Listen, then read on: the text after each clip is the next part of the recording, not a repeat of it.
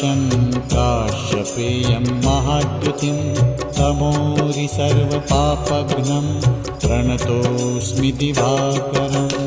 ॐ ह्रां ह्रीं ह्रौं सः सूर्याय नमः।